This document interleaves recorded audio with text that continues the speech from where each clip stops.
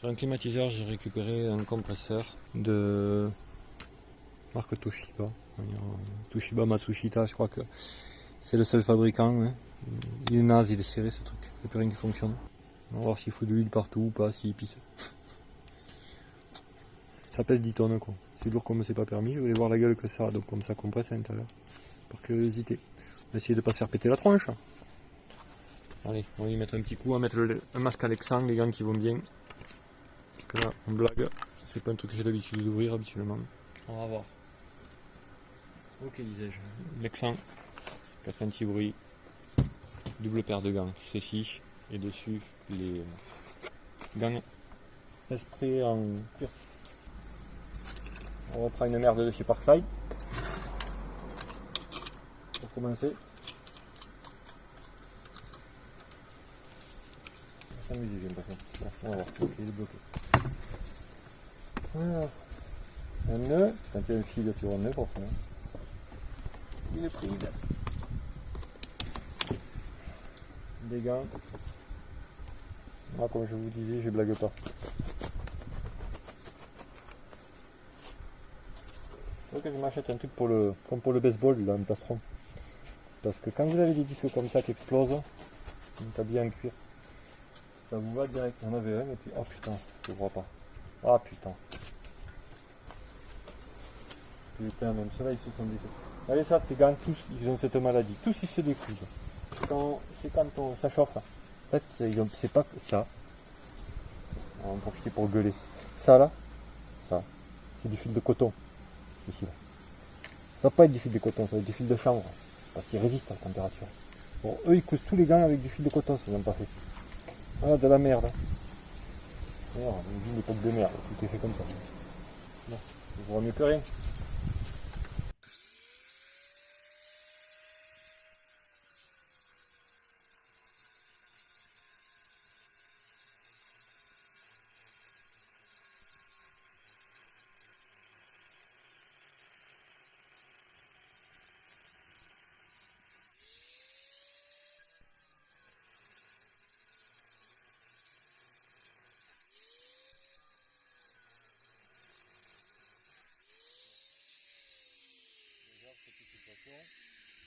Ça va pas péter, c'est dommage.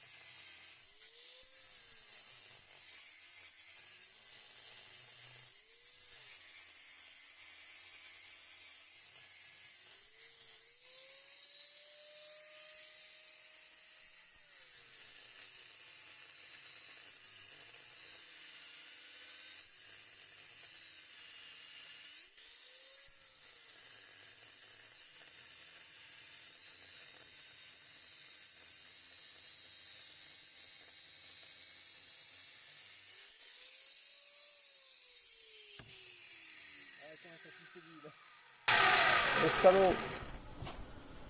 Vous savez bien qu'il va y avoir de l'huile tôt ou tard. Bon. Le problème avec l'huile, c'est que ça risque de prendre feu.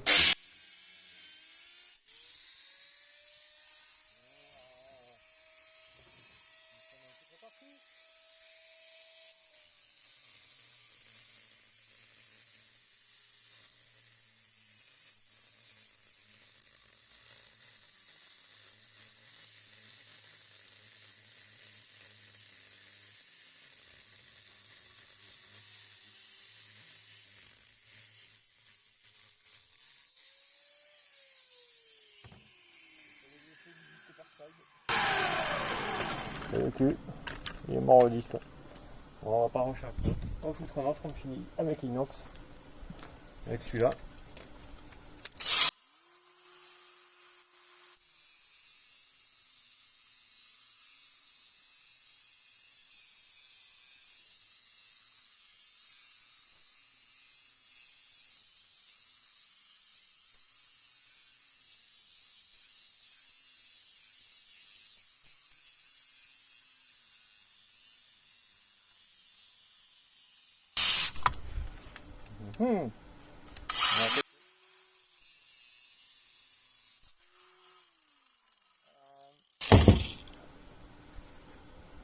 Putain, craqué cette merde. Waouh. Bon, on a réussi à l'ouvrir sans tout le niquer. Hein. Bon, on va pas le remonter de toute manière. Mais au moins, on va pouvoir voir ce qu'il y a dedans. Alors. Voilà, ça c'est la partie électrique. Okay. Donc ça c'est rien. Voilà. Connecteur tripole. Et c'est pété de cuivre. C'est ce que je pensais. Bon, on va pouvoir pomper toute cette huile là, mais on va voir. C'est complètement pété de cuivre. Bon, on démontera ça une autre fois. Mais j'ai pas le temps. On est marre. Ok, donc du coup j'ai démonté le... J'ai scalpé directement le compresseur. Donc un côté on a le partie bobinage avec moteur de traînement, de l'autre la partie pompe. Je me suis un peu emmerdé pour enlever ça. Et donc, vous allez voir, ça c'est du super acier. Tout est ajusté, c'est nickel ça. Ça s'appelle l'acide rigolo. On jette pas ça. Très utile, on peut choper autour, ça fait une flasque. Ça nickel. On met de côté. La pompe, on voit bien. Donc là, il y a la palette qui monte et qui descend avec le ressort. On voit que c'est une pompe qui mélange l'huile avec le gaz.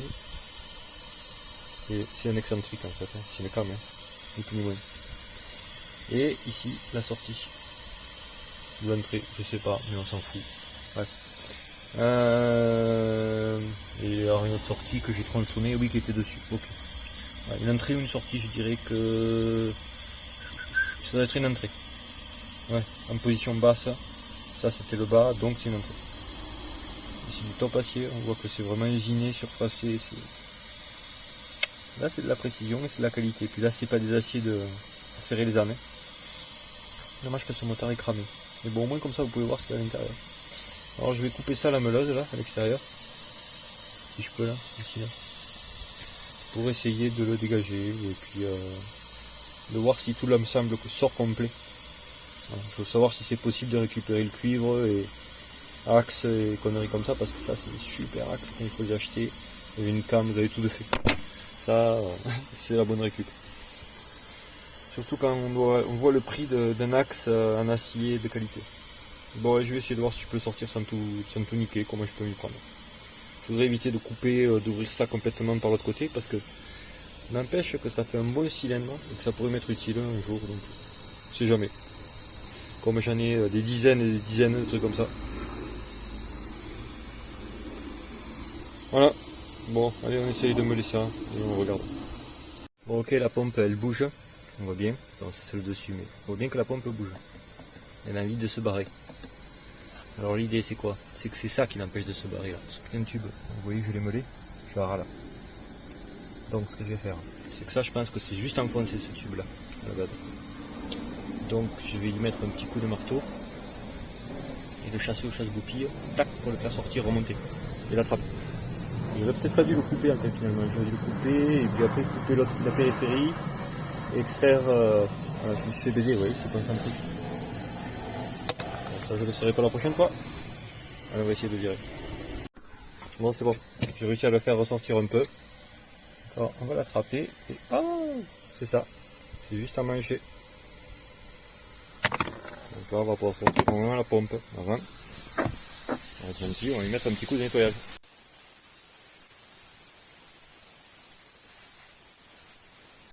Vous allez me dire on va pas tout remonter, mais on n'est pas des cradas. C'est de la mécanique, c'est pas non plus une raison pour tout foutre dégueulasse là. Ça. Je vais faire ça pour que la merde qui serait rentrée se retrouve. Ça c'est l'huile hydraulique. L'huile de compresseur hydraulique. Il n'y a pas plus toxique, faut pas respirer. Pire pour les bronches.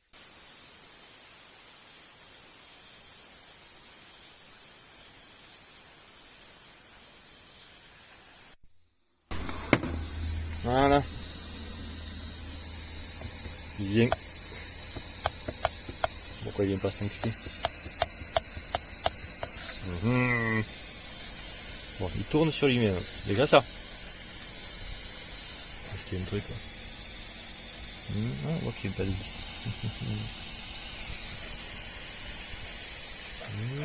Ok, ça veut bien tourner. Ça veut pas se désemmancher. Là, peut-être que ça au milieu là. Il y a une blague. Ah, oui, il y a un clip, c'est mon avis. Quelque chose qui empêche que ça sorte. Mais quoi? Bon, je vais élucider ça hors caméra. Ok, voilà ce que je viens de sortir. Ça. Système d'acier ressort au milieu. Bon. Peut-il venir ou pas venir?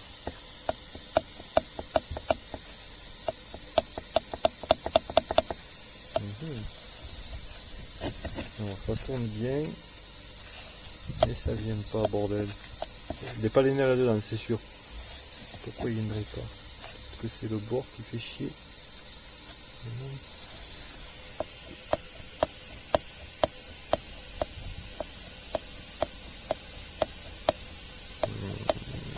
Bon, je vais insister, mais sur la caméra. Bon, ok, j'ai compris. Alors, en fait, j'ai bourriné un peu par l'autre côté là. Si on regarde côté enroulement, en fait, là, voilà. Ça a maté. Parce qu'en fait, ils ont mis des points de collage pour pas que le truc remonte. Parce qu'en fait, il est dans ce sens. Ça, c'est le haut. Et donc, forcément, par son propre poids, le bestiau reste en bas. Mais ça m'empêche de sortir le rotor. Donc, ça, je vais le faire péter au ciseau. Et on devrait pouvoir extraire le rotor. On le saura pour la prochaine fois. Bah ouais, au premier coup, ça marche rarement. Hein. Allez, go. Voilà, j'ai fait péter la partie collage qu'ils avaient mis sur le bobinage pour éviter que le rotor ne sorte. Il n'y en a plus. Et j'ai réussi bien sûr à baiser le bobinage. Mais bon, ça me branle, ça pour cuire.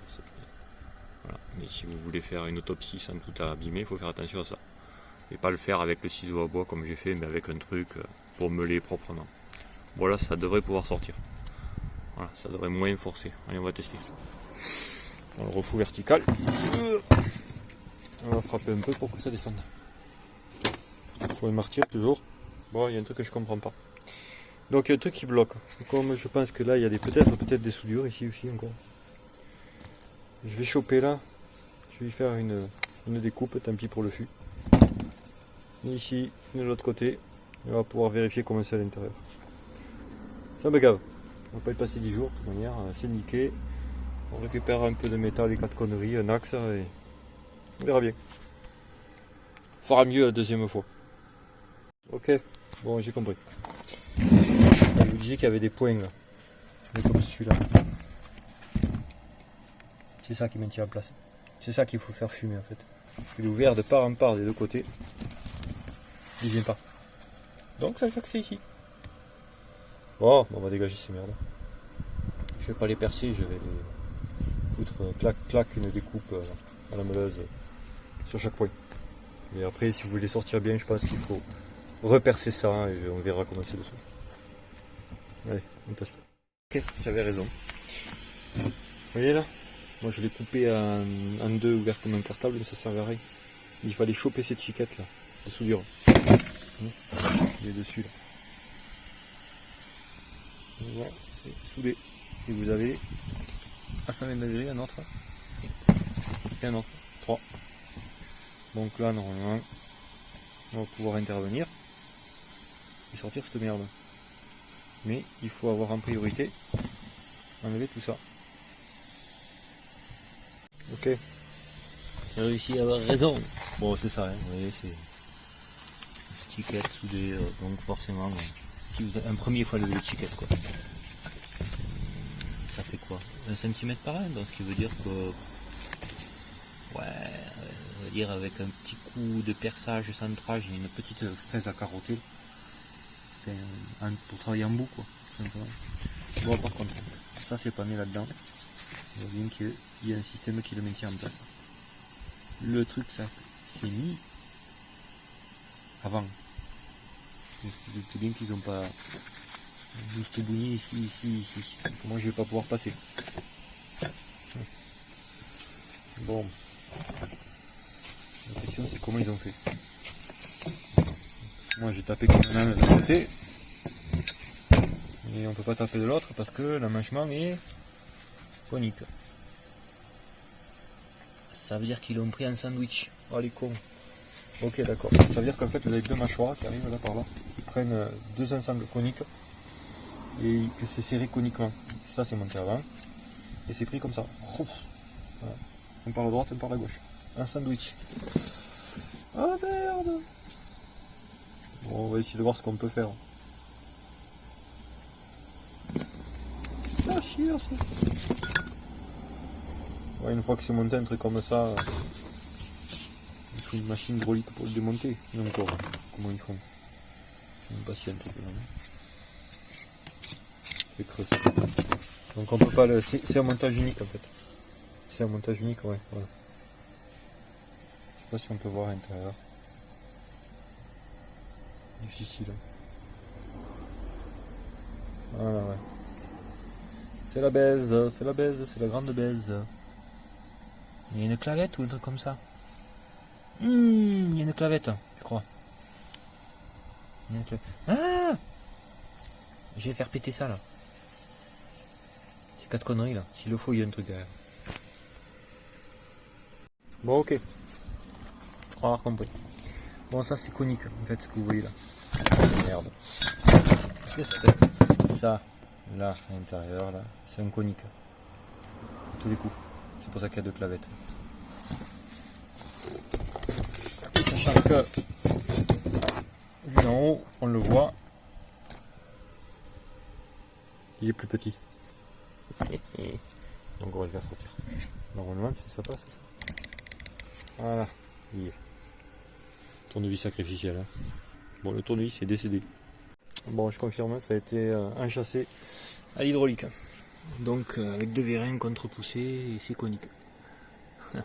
Même en tapant comme un gros sourd, ça sortira pas. Donc, vous voyez, il y a des aimants permanents. On le sent qu'il aimante. Celui-là aimante vachement. Celui-là il est très faible. Celui-là il a quasiment rien. Celui-là il est pas mal. Bon, je sais pas comment faire. Du coup, je pense que je vais pas me faire chier, que je vais tronçonner là, comme j'avais fait ici là. L'entrefer d'un côté, le tronçonner de l'autre côté à 180 degrés. Ben, comme ça on arrivera au cœur. De manière, il était mort, alors donc bon, c'est pas grave. Hein. Tout dépend de ce que vous voulez récupérer. Si vous voulez récupérer les aimants, si vous voulez récupérer le cuivre. Pour récupérer le cuivre, c'est pas grave. Pour les aimants, bon, ce sera un peu plus compliqué. Par contre, pour la pompe, ça aurait été bien de ne pas la niquer.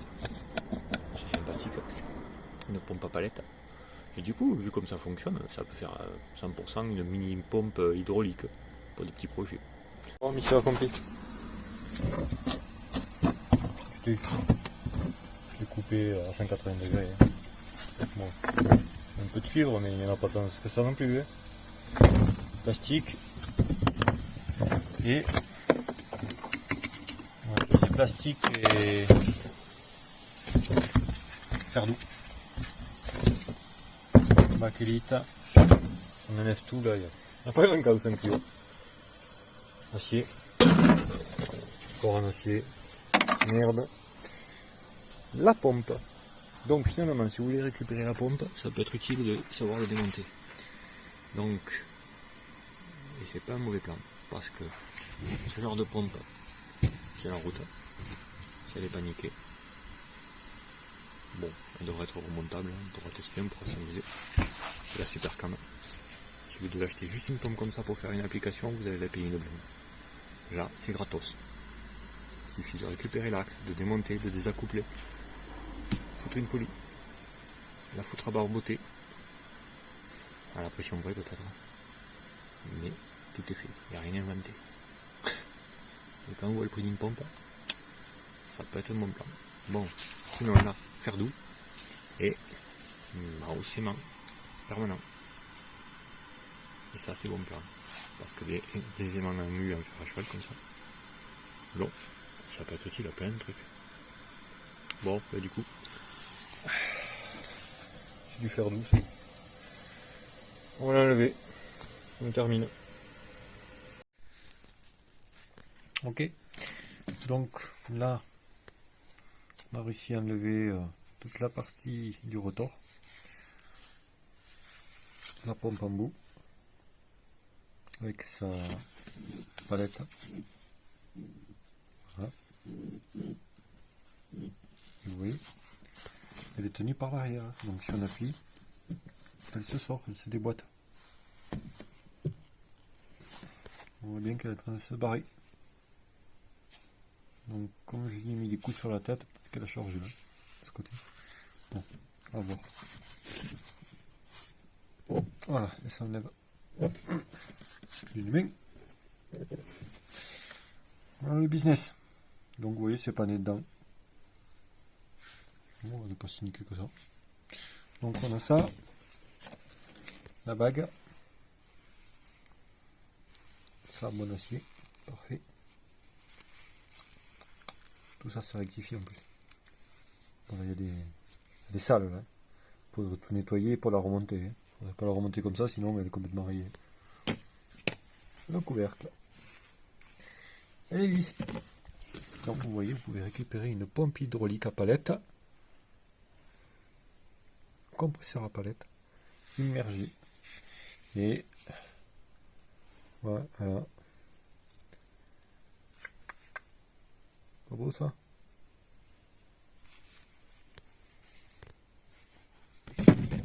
Parfait. Bon.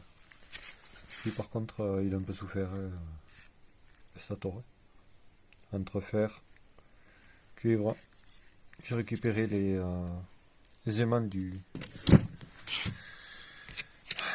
rotor, parce que c'est des aimants permanents, qui sont amplifiés par de l'entrefer. Et ça, c'est une bague, c'est la ref.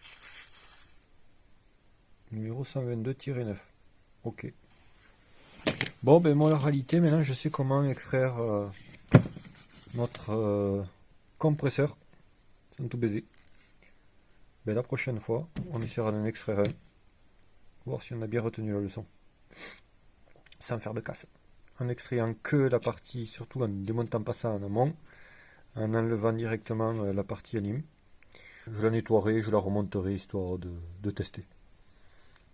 Enfin, je n'ai pas remonté le moteur, hein, j'ai remonté ça. Ça, il suffirait d'enlever ça, de le foutre autour, de faire une bague pour mettre un anneau élastique ici pour plus que ça recule. Et on peut le raccoupler direct, quoi.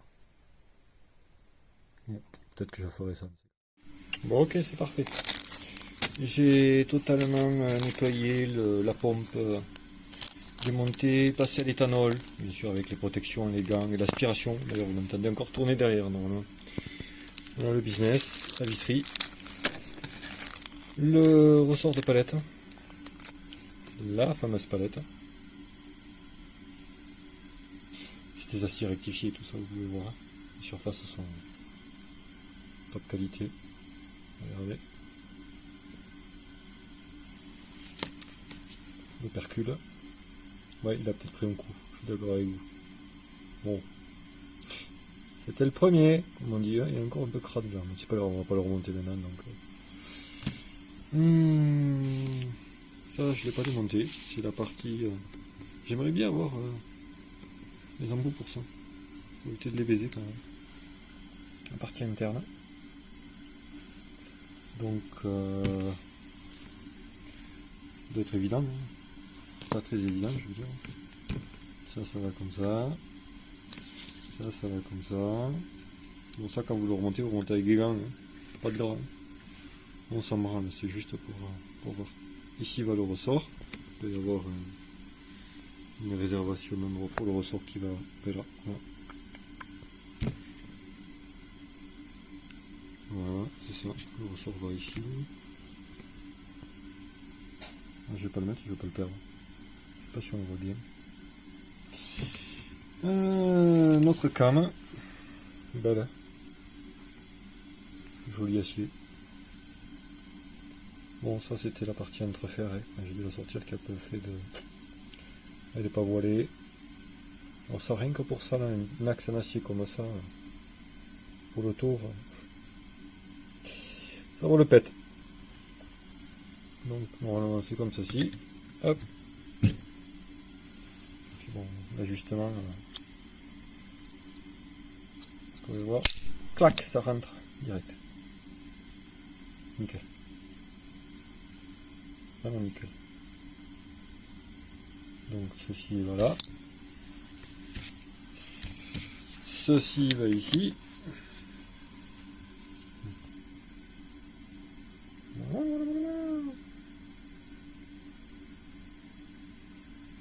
Si on revisse. Oui, mais est-ce que je peux passer là? Ouais, normalement je peux passer le ressort ici. On va tester avant. Ouais, ok, le ressort lui il passe direct. En fait, c'est l'appui externe qui fait que ça maintient le ressort en plein. On va remonter les vis juste en maintien. Petite vision ici.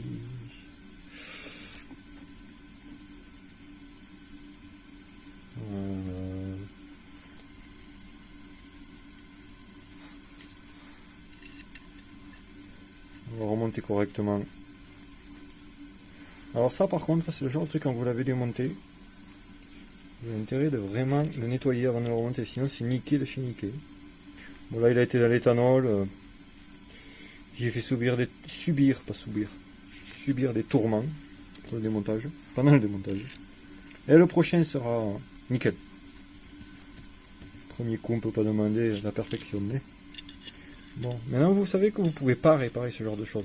Ce que je veux dire par là c'est que si le rotor à l'intérieur ou le stator à cramax, bon, si l'enroulement est mort, bon ben au mieux vous récupérez la pompe. Et je suis curieux de savoir ce qu'elle peut faire cette putain de pompe, sa capacité vraiment. Voilà. Donc là il est remonté. Là il n'y a pas la protection parce que je l'ai baisé. C'était une espèce de protection, un clip qui protégeait cette partie là, mais qui va nous servir à rien. Normalement, si on regarde la palette, voilà, voyez. Alors là je suis un peu près, je vois pas trop ce que je fais parce que moi avec les lunettes de près j'ai du mal. Enculé. C'est pas le même business quand même. Hein. Il y a un sens ou il n'y a pas de sens. Voilà, on voit que ça monte. Putain, je trouve qu'il force quand même ce truc. Bon, il va falloir lubrifier. Là, je fais tourner à sec, ça va pas apprécier longtemps. Hein. Mais bon, on voit que la palette elle bouge. Bon, je sais pas si c'est le bon sens. Ça, c'est le problème. Bon, c'est réversible. Alors, dans l'autre sens, c'est facile, ça tourne pas. Donc, allez. Bon, ça fonctionne. C'est pas niqué. Impec. Bon, alors du coup, là, il y avait le tube. Il y a un tube par en haut. Donc, normalement, elle est comme ça, à l'intérieur. Le tube par en haut, forcément, ben, c'est l'huile qui tombe, qui passe, qui refroidit le moteur électrique. Elle rentre par ici, ça barbote jusque là à peu près. Ça tourne. Voilà, on le sent. Putain, ça taille. Ouais, voilà, ça tourne.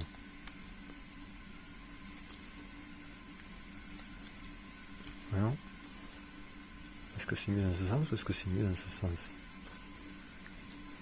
Ouais, il faut lubrifier à mon avis.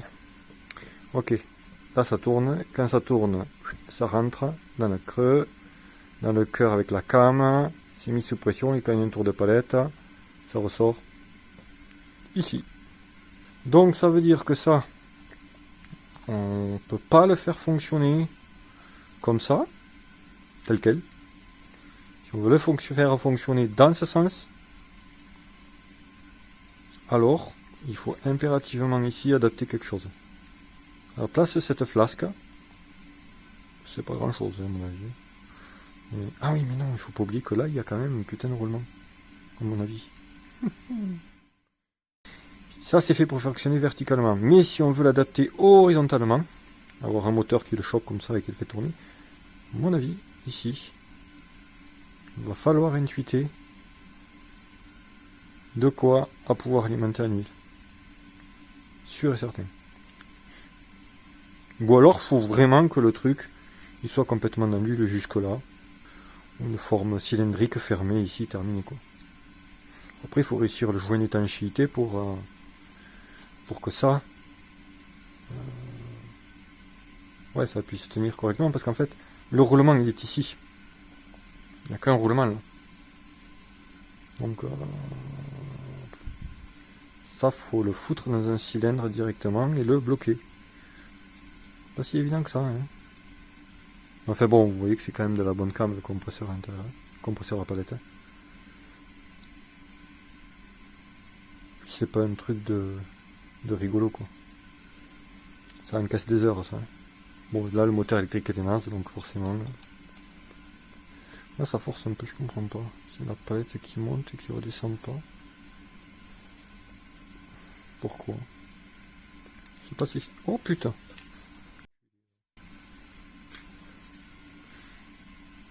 Possible que c'est parce que ça soit plus serré.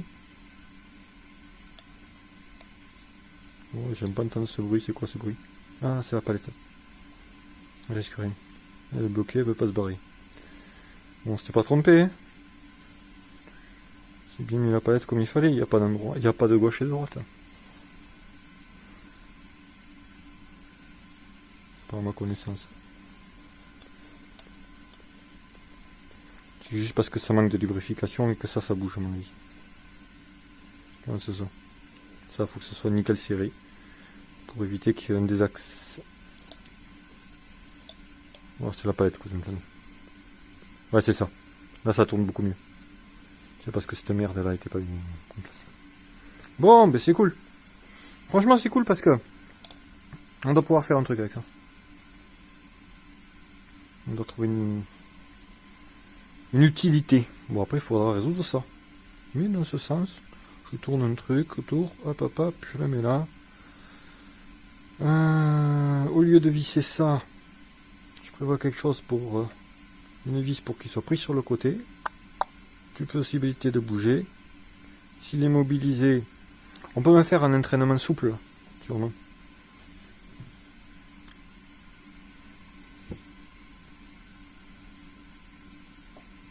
Oh, ce serait bien de pas faire de la merde. Pas mal ça. Donc du coup ça fait combien ça? 15 9. 15 9. Bon.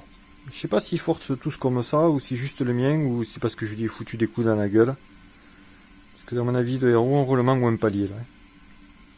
J'aurais dit un palier même. Ouais, parce qu'en fait, là je vois qu'il y a une gorge. Ça sous-tendrait qu'il n'y a pas de roulement mais un palier. Et que mon palier a peut-être chauffé, durci quoi. Et s'il a durci, le moteur, eh bien, il a cramé. C'est pas mal, ça peut être ça. Ok, bon, vous voyez où je veux en venir. Bon, ben, c'est facile. On sera fixé dans le prochain épisode. C'est un prochain épisode. Quand j'aurai le temps de m'y jeter un coup d'œil. Ça, on va le garder pour la postérité parce que ça me servira de comparatif. On garde les vis toujours. On va mettre le tout dans une pochette parce qu'il est nettoyé, j'ai pas envie de recommencer. Bon, allez, une grande pochette, c'est plus de petite. On va faire ça prochain. Là, il y a tout. Donc tout ça de côté. On enlève un peu l'air, faut pas que ce soit trop gros.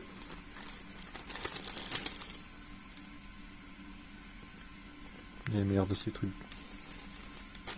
Voilà. Et. On va ranger ça. Je vais vous montrer pourquoi je voulais voir ce que je pouvais en faire. Parce que j'ai un élevage. Shazam.